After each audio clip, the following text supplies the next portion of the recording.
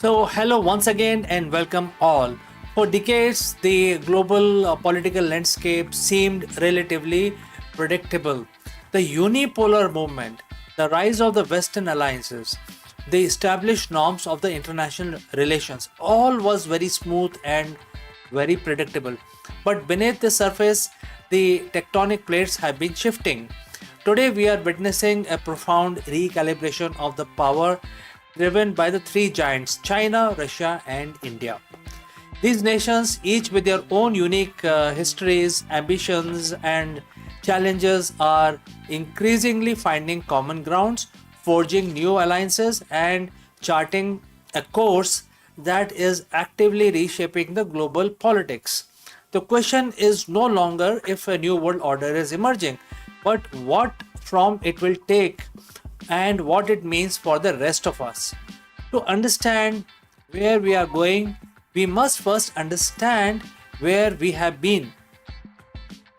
The collapse of the Soviet Union in the year 1991 ushered in what many called a unipolar movement, with the United States as the undisputed global hegemon. Western institutions like NATO and G7 seemed to dictate the rhythm of the international affairs. Globalization, driven by Western economic model, became the dominant ideology. But even then, the seed of change were being sown.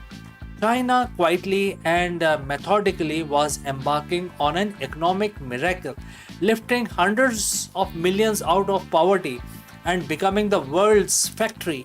India, the world's largest democracy, is also liberalizing its economy and asserting its demographic and intellectual might.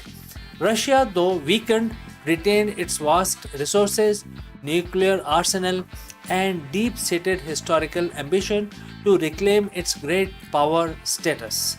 Today, the concept of multipolar world is no longer theoretical. It's our lived reality. These three nations, stretching across vast areas from Europe to Asia, which is also known as Eurasia, are not just participant in the global politics; they are the architect of its future.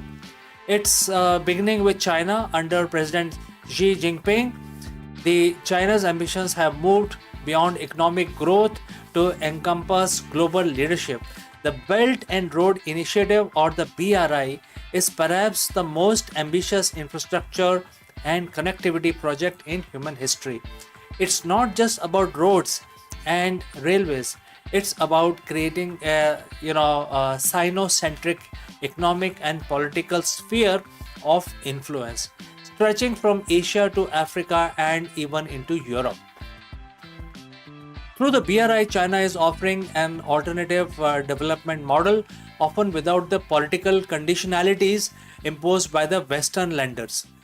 This appeals to many developing nations eager for infrastructure and investment. Simultaneously, China has been rapidly modernizing its military, expanding its naval capabilities, and asserting its claim in the South China Sea.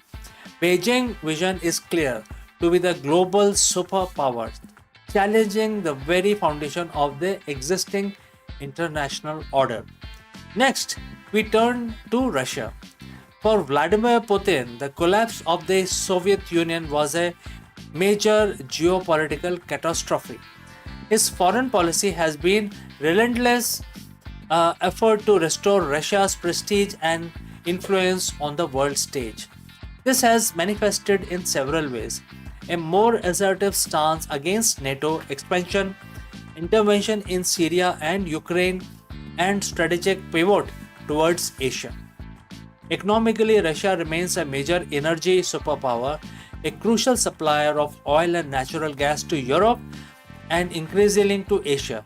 Politically, Russia seeks to undermine what it sees as a unipolar, Western dominated world, promoting a multipolar vision where its voice carries equal weight. This is often put it at an odd with Western democracies, leading to sanctions and diplomatic isolations, pushing Moscow to seek closer ties with non-Western partners. Now let's look at India. As the world's most populous nation and a rapidly growing economy, India is India's rise is undeniable. Under Prime Minister Narendra Modi, India has pursued a increasingly independent foreign policy, balancing its relationship with both East and West.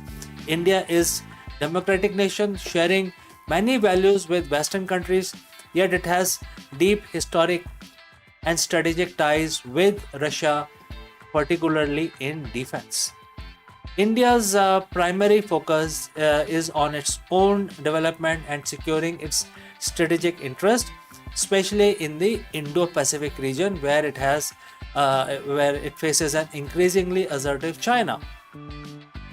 While it participate in the grouping like Quad with US, Japan, and Australia to counter China's influence, it simultaneously strengthened its role in BRICS and the Shanghai Cooperation Organization alongside China and Russia.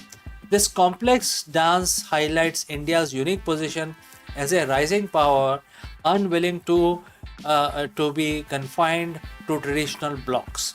So, what drives this cozying up between China, Russia, and India?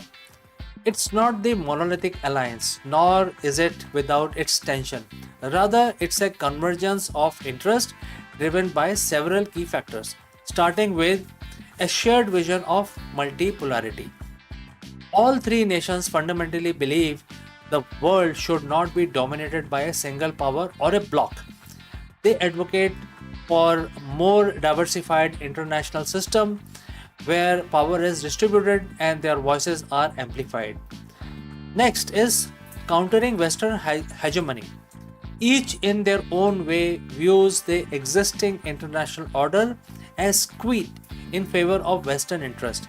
China seeks to challenge the US economic and technological dominance. Russia aims to push back against NATO expansion and Western section, and India seeks greater recognition and autonomy on the global stage, free from the influence of the former colonial power or new great powers. Number three is the economic complementarity.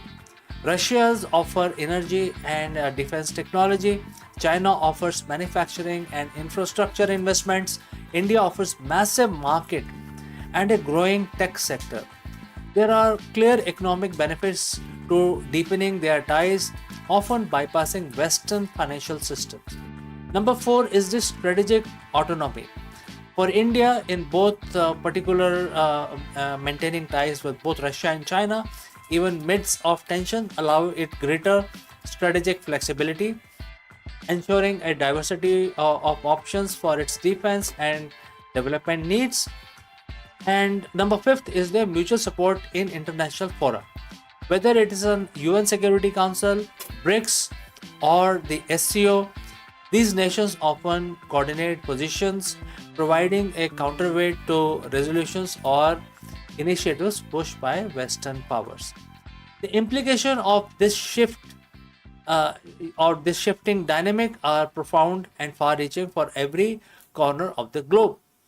For the West, which is US primarily and Europe, this convergence presents a significant challenge to their established influence. It means a more fragmented and less predictable global order where Western sanctions may have less bite and consensus on critical issues like climate change or even human rights become harder to achieve.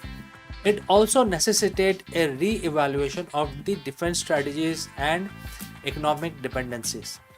For developing nations, many countries in Africa, Latin America, and Southeast Asia welcome the rise of alternative partners for trade, investments, and security.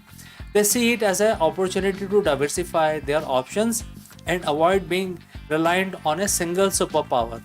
However, it also raises concerns about that trap, especially within ports with China or choosing sides in a new geopolitical contest. For regional security, the Indo-Pacific, already a hotspot of the geopolitical competition, becomes even more critical now. Naval deployment, military exercises, and proxy rivalry are likely to intensify. The balance of power in Central Asia and the Arctic is also being recalibrated as Russia and China deepens their collaboration in these resource-rich regions. For global institutions, the very fabric of institutions like United Nations, the World Trade Organization, and the IMF is under immense strain. The call for reforms from these rising powers are growing louder, aiming to create structures that better reflects the multipolar reality. It's crucial to remember that this axis of the East, while potent, is not a perfectly harmonious union. There are significant challenges and inherent tensions. Starting with the border dispute, especially between China and India. The most obvious flashpoint is the unresolved border dispute between China and India. Recent military skirmishes in Himalayas have shown that despite broader cooperation, national interest and territorial integrity remains paramount. Next is the India's democratic identity. Well, India is a vibrant democracy with a free press and multi-party system, which stands in stark contrast to the regimes in China and Russia. This fundamental ideological difference will always create a degree of separation. Third is the Russia's junior partner role. So, as China economic and military might continues to grow, there is a risk that Russia could, increasingly find itself as a junior partner in the relationship, particularly in Central Asia, where China's economic footprint is expanding rapidly. And the fourth is varying degree of trust. While the three is strategic alignment, uh, all three nations find the alignment together. The historical baggage and the individual national interest means that the trust is not absolute. Each nation will always prioritize its own long-term goal. Fifth is a competition for influence, very, very important. In regions like Southeast Asia or Africa, while they may cooperate on some front, China, Russia, and India are also competing for economic influence and diplomatic favor. So, what does this all mean for the future? The world is undeniably in flux. The rise of China, Russia, and India is not just passing a phase, it's a fundamental shift in the global balance of power. We are moving towards genuinely multipolar world with multiple centers of power and influence. Understanding this complex interplay of cooperation and competition between these three giants is no longer an academic exercise. It's essential for anyone seeking to comprehend the forces shaping our world, from international trade and technological innovation to regional conflicts and very future of the global governance. The new great game is well underway and its outcome will define the 21st century. So, friends, if you have any comments on these subjects, feel free to leave them in the comment section below. Thank you for joining us live, and we will catch up again in the next one.